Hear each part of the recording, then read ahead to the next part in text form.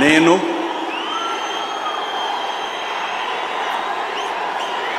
నారా చంద్రబాబు నాయుడు అనే నేను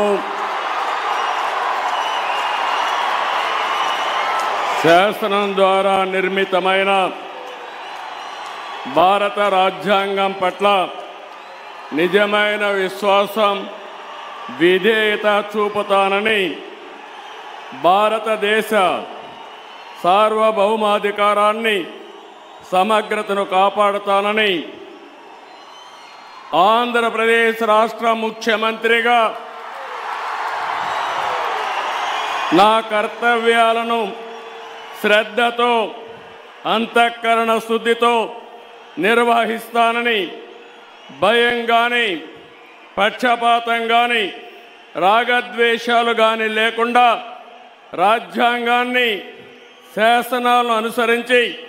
ప్రజలందరికీ న్యాయం చేకూరుస్తానని